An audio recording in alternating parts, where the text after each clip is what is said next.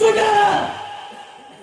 Oh, apalagi kalau bicara perjuangan kepada Allah. Ya Allah, apa yang kita alami ini tantangan kecil, wallahi kecil. Nggak ada seujung kuku dengan yang dialami Rasulullah Sallallahu Alaihi Wasallam. Kecil, saudara, yang kita alami kepada Allah. Kalau dibandingkan dengan Rasulullah, wallahi kecil. Saya ngomong seperti ini bukan asal bicara, saudara. Saya begini-begini pernah mondok 1 tahun di pondok pesantren Mabes Polri, saudara. Ada yang mau daftar di pondok pesantren Mabes Polri? Ada yang mau daftar? Penjara di kantornya Sambo.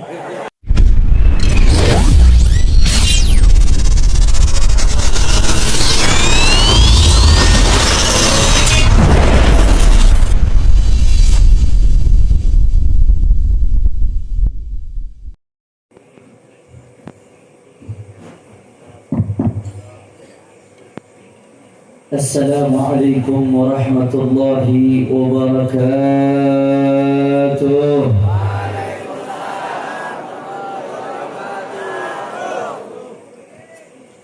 Alhamdulillah. Alhamdulillahi rabbil alamin wa bihi nasta'in ala umuri dunya wad din. Allahumma shalli wa sallim wa barik wa karrim ومجد وعظم على سيدنا وحبيبنا وشفيعنا ونور قلوبنا محمد الفاتح لما أغلق والخاتم لما سبق ناصر الحق بالحق والهادي إلى الصراط المستقيم وعلى آله وصحبه حق قدره ومقداره العظيم يا فتاح يا عليم أما بعد. Para alim ulama, para habaib, para asatid, para kiai, para sesepuh, para tokoh masyarakat, wabil khusus sahibul bait, ketua DPW Front Persaudaraan Islam Sumedang, Al-Muhtaram wal Mukarram Al-Ustadz Haji Dede. Begitu pula hadir di sini bersama-sama kita yang tadi telah menyampaikan tausiahnya, saudara saya, adik saya, sahabat seperjuangan saya, Al-Habib Muhammad Abdullah bin Hasan bin Faqih, dan semua para habaib, para alim ulama, para asatid, begitu pula ayahanda dari Haji Dede, semuanya tidak dapat saya sebutkan satu persatu tanpa mengurangi rasa hormat saya kepada beliau semua. Kita doakan mudah-mudahan para habaib, para alim ulama, para kiai, para sesepuh Allah panjangkan umurnya, Allah sehatkan badannya, Allah lapangkan rezekinya, Allah menangkan perjuangannya. Amin ya Rabbal. Dan salam penghormatan yang paling istimewa saya hadiahkan kepada hadirin hadirat, muslimin muslimat, mukminin mukminat yang hadir pada malam hari ini. Semua angkat tangannya, kita minta sama Allah, mudah-mudahan tidaklah kita keluar dari tempat ini kecuali semua dosa kita diampuni oleh Allah. Yang sakit Allah angkat penyakitnya, Allah sehatkan badannya. Semua yang hadir dilapangkan rezekinya, dikabul hajat-hajatnya. Amin ya Rabbal. Ahiba'il kiram, alhamdulillah, pada malam hari ini kita sama-sama berkumpul tidak lain dan tidak bukan dalam rangka memperingati Maulid Agung Baginda Nabi besar Muhammad Sallallahu Alaihi Wasallam. Saudara, kenapa kita merayakan Maulid Nabi, saudara? Semenjak awal masuknya bulan Maulid, di kota, di desa, di kantor, di sekolah, di madrasah, di pesantren, di majelis, di mana-mana kita merayakan Maulid Agung Baginda Nabi besar Muhammad Sallallahu Alaihi Wasallam. Pertanyaannya, kenapa kita merayakan Maulid Nabi, saudara? beberapa jawaban kenapa kita merayakan Maulid Nabi. Di antaranya yang pertama, kalau ada yang tanya kenapa kita merayakan Maulid Nabi, jawabannya sederhana, saudara. Gampang. Jawabannya adalah ittiba'an, waqtida'an, waqtifa'an, wa ta'assiyan bi sayyidina wa maulana Muhammad. Jawabannya gampang. Kalau ada yang tanya kenapa merayakan Maulid Nabi, satu jawabannya karena ngikutin Rasulullah. Ikutin siapa? Rasulullah. Kurang kompak, kurang semangat, ngikutin siapa? Rasulullah. Kurang kencang, kurang keras, ngikutin siapa? Rasulullah. Habib, jangan ngarang-ngarang dong. Mana ada bikin Maulid Nabi ngikutin Rasulullah, nggak masuk di akal, Habib. Nggak ada riwayatnya Rasulullah bikin acara perayaan Maulid Nabi, nggak ada, Habib. Nggak ada riwayatnya sahabat jadi panitia Maulid, nggak ada, Habib. Lantas dari mana Habib mengatakan kita bikin Maulid Nabi ikutin Rasulullah? Jawab jangan. Jawab jangan. Jam sabar. Jam 11 lewat 20. Kira-kira masih semangat atau jangan? Tidak. Yang kompak masih semangat atau tidak?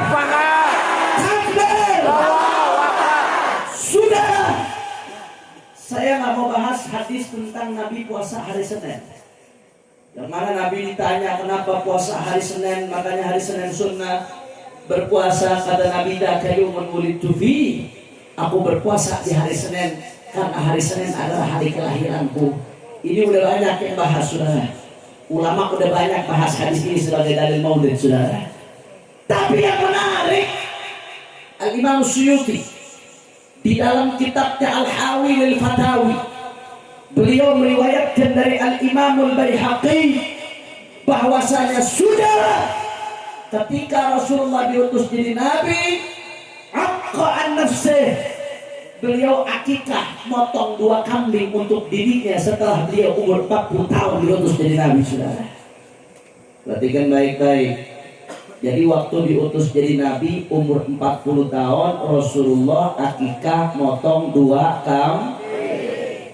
Menariknya kata Imam Suyuti, ternyata saudara ada riwayat yang menjelaskan dulu waktu Nabi umur 7 hari masih bayi, kakeknya Nabi Abdul Muttalib sudah mengakikahkan Nabi, saudara.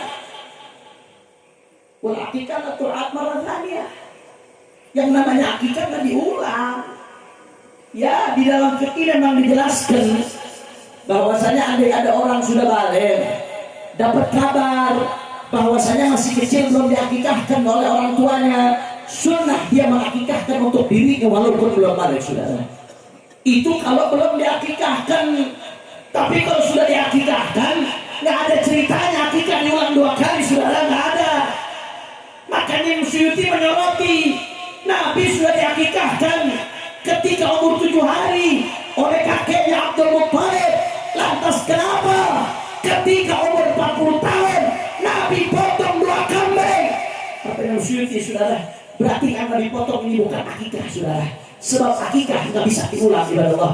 Tapi ini ada kaitannya dengan kelahiran Nabi. Lantas apa kalau bukan akikah, saudara? Kata Imam Suyuti, berarti Rasulullah potong 2 kambing, saudara, tidak lain dan tidak bukan taqarruban ilallah, mendekatkan diri kepada Allah, tasyakuran sebagai bentuk syukur atas kelahiran maulid baginda Nabi besar Muhammad. Kira-kira sampai sini jelas atau tidak? Jelas. Sadayana parantos ngartos.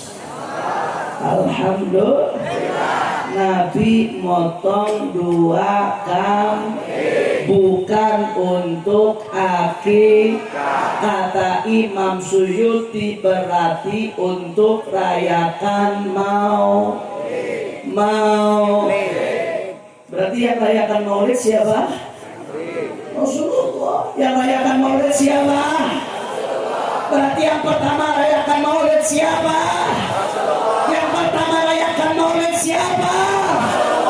Makanya saudara Abu ya Syekh Muhammad bin Alawi Al-Maliki di dalam risalahnya beliau mengatakan, apa kata Abu ya?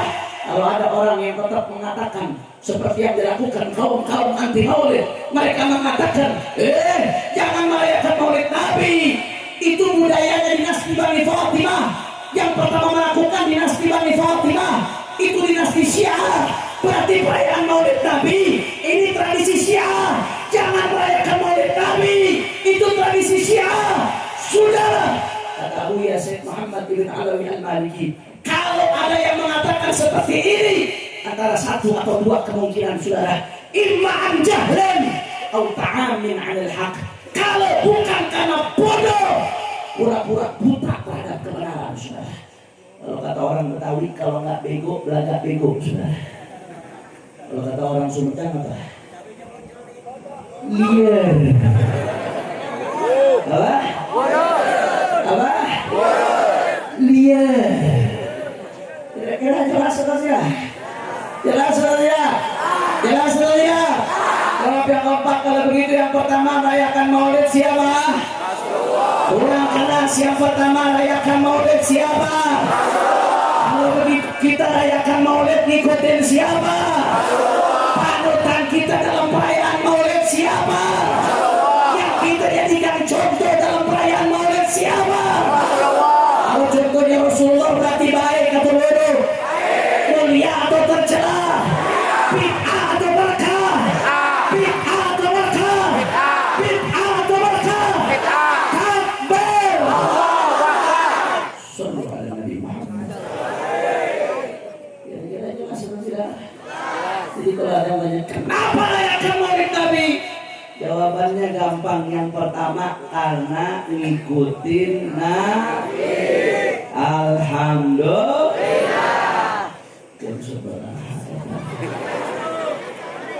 Lanjut jangan. Bu, ini ibu-ibu ribuan yang jawab cuma 20, jangan-jangan sisanya kuntilanak ya. Bu, masih semangat. Alhamdulillah. Ini kalau di Jakarta Pak Bu, di Jakarta jam 11:30 bencong baru dandan. Orang Sumedang jam 11:30 sudah lemes, malu saudara. Betul? Betul? Saya tanya sekali lagi, jawab yang kompak. Saya nih Pak Bu, ya, minggu ini kemarin malam Rabu di Aceh, malam Kamis di ujung Tangerang, malam Jumat di Kalimantan Selatan, malam Sabtu di Tangerang, Sabtu pagi, Sabtu malam di Serang, tadi pagi di Bogor, malam ini di Sumedang. Tapi masih bisa teriak Alhamdulillah. Ini orang Sumedang nggak kemana-mana, lemes ye. Unyil. Kalau kompak kira-kira masih semangat atau tidak? Semangat. Kurang kompak semangat atau tidak? Semangat. Lanjut atau tidak? Lanjut. Saya mau dengar Sumedang semangatnya, angkat tangannya semua, takbir. Takbir. Takbir. Sallu ala Nabi. Itu yang pertama saudara. Yang kedua, kenapa kita rayakan maulid Nabi? Saudara, Imanallah, jawaban yang kedua, karena di dalam perayaan maulid Nabi, di situ kita mendengar sejarahnya Nabi Muhammad. Di dalam perayaan maulid Nabi, di situ kita mendengar akhlaknya Nabi Muhammad. Yang sholawat kok sedikit ini. Hati-hati saudara, lisan anda kalau nggak bergerak ketika dengar nama Nabi, berarti anda bukan orang pilihan Allah saudara. Karena sholawat itu gampang, pahalanya besar. Lakinnaha tahtaju ila taufiq. Tapi hanya orang pilihan Allah yang sholawat. Semakin tinggi imanmu, semakin nyamber lisanmu kalau mendengar nama Nabi Muhammad. Sudah, kenapa kita rayakan maulid Nabi? Karena di dalam acara maulid kita dengar akhlaknya Nabi Muhammad. Kita dengar bagaimana perjuangannya Nabi Muhammad. Kita dengar bagaimana jihadnya Nabi Muhammad. Kita dengar bagaimana amal ma'ruf nahi munkarnya Nabi Muhammad. Kita dengar bagaimana sahabatnya Nabi Muhammad. Kita dengar bagaimana perjuangannya Nabi Muhammad. Sallallahu alaihi wasallam. Artinya apa, saudara? Semakin banyak perayaan Maulid Nabi, semakin banyak umat mendengar tentang baginda Nabi Muhammad Sallallahu alaihi wasallam. Luar biasa, saudara. Sedangkan Allah sendiri mengatakan dalam Al-Quran, apa kata Allah Ta'ala? Faqala Ta'ala, wa kullan naqussu 'alaika min anba'ir rusul ma nuthabbitu bihi fu'adak. Apa kata Allah Ta'ala, saudara? Itu di Al-Quran dikisahkan kisah-kisah para nabi. Di Al-Quran Allah ceritakan kisah Nabi Allah Nuh alaihi salam. Ratusan tahun Nabi Allah Nuh berdakwah, pengikutnya hanya segelintir orang. Sabar Nabi Allah Nuh. Nabi Allah Ibrahim alaihi salam melawan kedurjanaan Fir'aun, kedurjanaan Namrud. Kalau sekarang kita melawan rezim paling dimasukin penjara. Nabi Allah Ibrahim bukan lagi penjara, api beliau dimasukkan. Sabar Nabi Allah Ibrahim. Di Al-Quran diceritakan bagaimana kisah Nabi Allah Musa alaihi salam melawan kedurjanaan Fir'aun. Sabar Nabi Allah Musa. Diceritakan kisah Nabi Allah Isa, diceritakan kisah para nabi. Allah katakan dalam Al-Quran, wa kullan naqussu 'alaika min anba'ir rusul. Wahai Muhammad, semua kisah-kisah Nabi dan Rasul yang kami kisahkan kepadamu, man yuthabbitu bihi fu'adak, adalah kisah yang bisa memantapkan hatimu, wahai Muhammad. Saudara, timbul tanda tanya. Kalau Anda perhatikan dengan baik, timbul tanda tanya, saudara. Bukankah Rasulullah imannya sudah sempurna? Saya mau tanya, jawab orang Sumedang. Rasulullah imannya sempurna atau tidak? Nggak ada yang imannya lebih sempurna dari Rasulullah, saudara. Kalau ada yang meragukan kesempurnaan iman Rasulullah, berarti iman dia yang bermasalah, saudara. Betul? Kalau Rasulullah imannya sudah sempurna, hatinya sudah mantap, kenapa Allah mengatakan dalam Al-Quran, wa kullan naqussu 'alaika min anba'ir rusul ma nuthabbitu bihi fu'adak. Kisah-kisah Rasul, kisah para nabi untuk memantapkan hatimu, wahai Muhammad. Kan Rasulullah imannya sudah sempurna. Kenapa Allah mengatakan demikian? Sudah. Abu ya Sayyid Muhammad ibn Abdul Malik, syekhuna syekhina, guru dari guru-guru kami. Beliau mengatakan, saudara, bahwasanya sebetulnya, saudara, yang dimaksudkan dengan ayat ini adalah kita, saudara. Kita yang imannya lemah, kita yang imannya masih suka goyang, kita yang imannya masih suka naik turun ibadah Allah. Allah secara langsung pengen mengatakan kepada kita, Nabi Muhammad saja yang imannya sempurna. Allah kisahkan kisah-kisah para Rasul untuk lebih memantapkan bagaimana dengan kita yang imannya lemah, yang imannya goyang. Kita lebih butuh, lebih membutuhkan kisah Nabi Muhammad. Kisah-kisah ini kita dapatkan dalam majelis Maulid Nabi, saudara. Artinya apa? Kita hadir Maulid Nabi, mendengarkan kisah-kisah Nabi, menuthabbitu bihi fu'adak, supaya hati kita mantap kepada Allah, supaya hati kita kokoh. Kita yang jauh dari surga, saudara, amal kita lebih dekat ke neraka, tapi ibadah masih malas-malasan. Diajak berjamaah susah, apalagi tahajud, saudara. Tahajudnya kalau cinta udah ditolak baru tahajud, saudara. Pinjaman online jatuh tempo baru tahajud. Padahal haram pinjaman online berriba, betul? Betul. Udah divonis sama dokter mau mati baru tahajud, saudara. Padahal dia lebih jauh dari surga. Tapi begitu hadir majelis Maulid Nabi, dia dengar riwayat bagaimana ibadahnya Rasulullah. Karena sallallahu alaihi wasallam, beliau salat hatta tawarramat qadamah, sampai dua kaki Nabi bengkak terkilir, saudara. Rasulullah salat sampai kakinya bengkak. Ini yang sholat sampai kakinya bengkak Rasulullah, yang sudah pasti masuk surga, pemimpin para nabi, derajatnya paling tinggi, bahkan dari Allah surga tidak akan dibuka sebelum dimasuki Sayyidina Muhammad.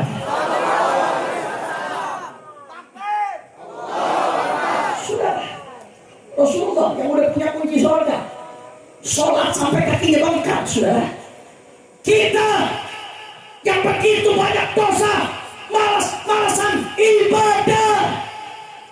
Saya mau tanya jawab yang jujur ya Bapak, kalau datang seperti ini kita malu atau tidak? Malu. Malu atau tidak? Malu. Ini fungsinya kita hadir maulid, saudara, supaya manusia itu beribadah keluar dari majelis maulid makin mantap ibadah kita, saudara. Betul? Apalagi soal istighfar, Masya Allah, kita yang bikin dosa pagi, siang, sore, malam, Pak. Dosa kepada Allah, dosa kepada manusia, dosa kepada orang tua, dosa kepada guru, dosa kepada sesama. Kita buat dosa pagi, siang, sore, malam, tapi masih enggan buat istighfar kepada Allah. Sekalipun kita beristighfar, istighfar kita seperti orang munafik, sudah.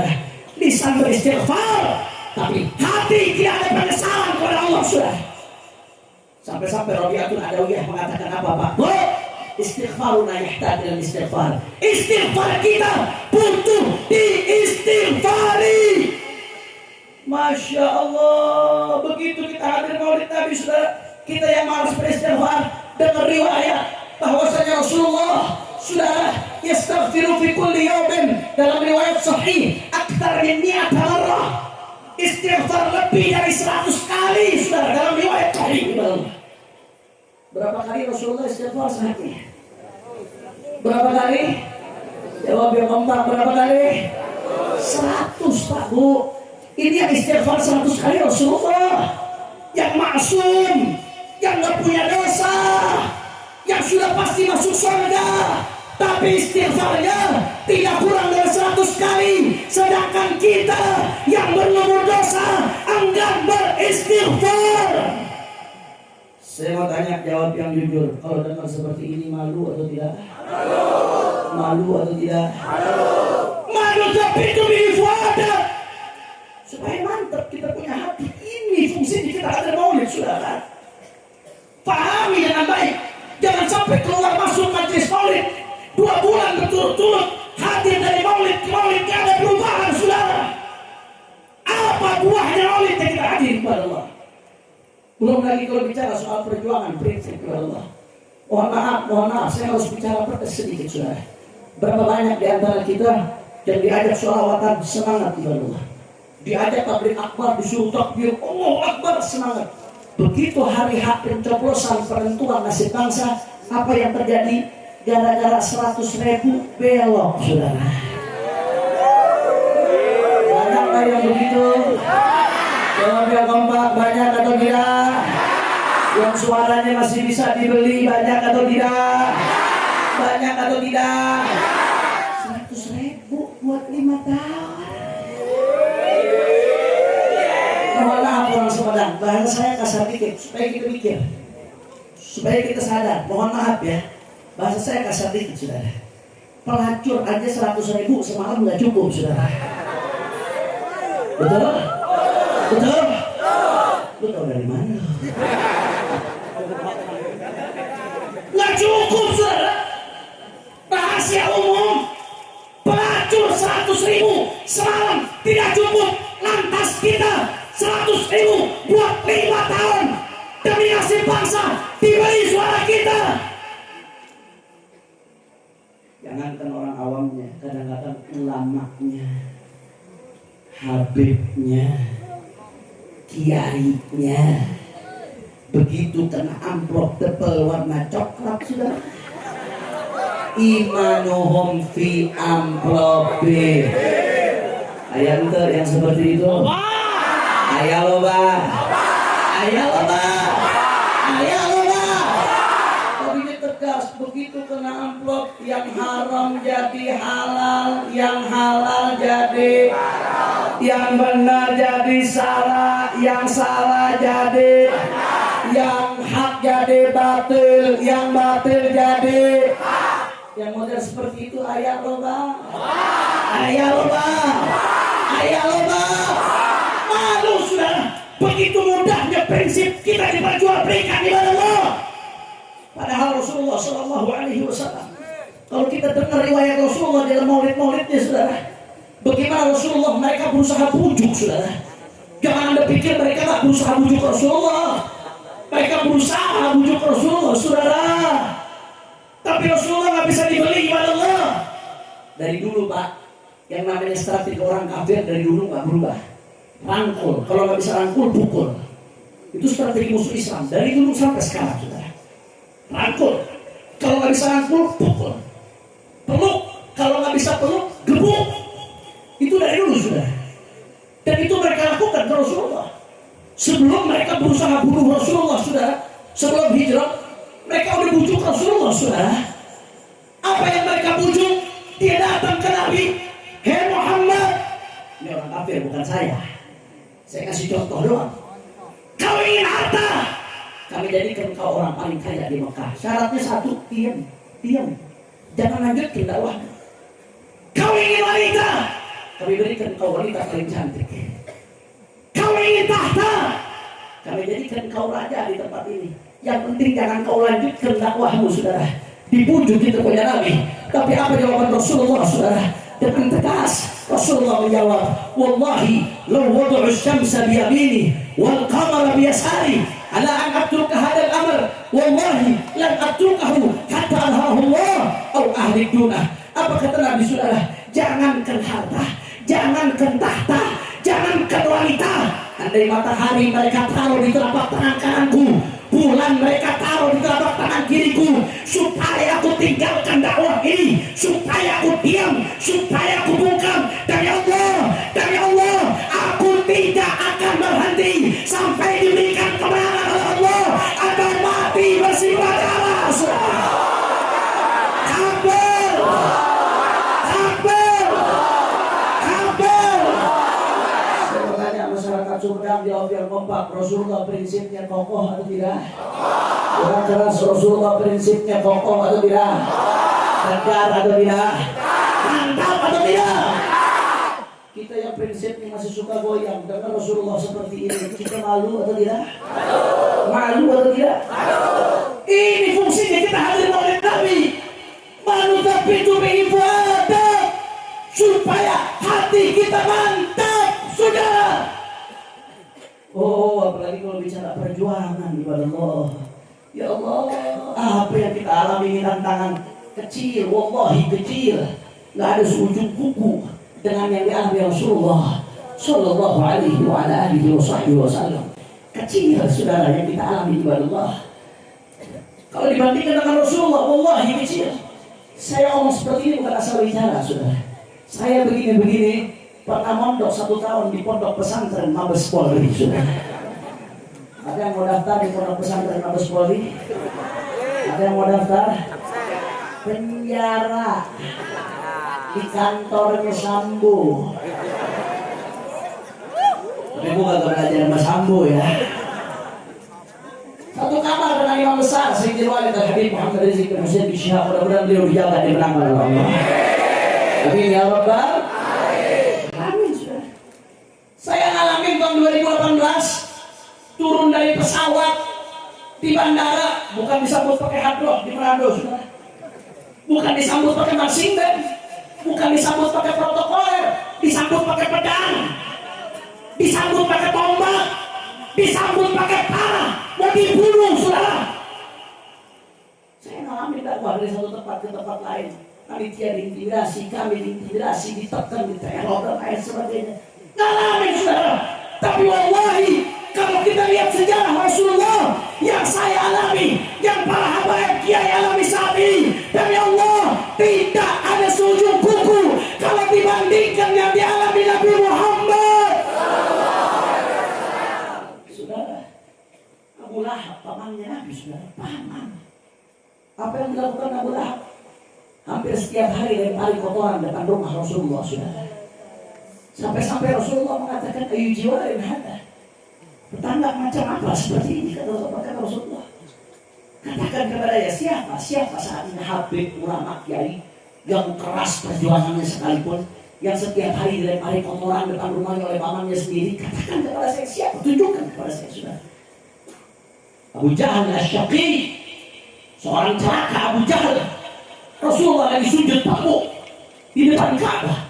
Gak usah baca kitab sirah yang besar-besar, perlu yakin yang dibahas di pesantren saudara. Abu Jahal, Rasulullah dalam keadaan sujud di depan Ka'bah saudara. Apa yang dilakukan Abu Jahal? Dengan sombong dia berdiri. Dia katakan, siapa yang bisa ambil kotoran onta dari Bani Fulan, dari kampung sebelah? Akhirnya berdiri seorang syaqi yang namanya Uqbah bin Abi Mu'ayyid. Dia berdiri saudara, dia jalan ke kampung sebelah, dia ambil itu kotoran onta yang najis saudara. Apa yang dia lakukan? Dia bawa ke depan Ka'bah. Rasulullah dalam keadaan sujud saudara, dilempari kotoran onta yang najis di bawah Allah.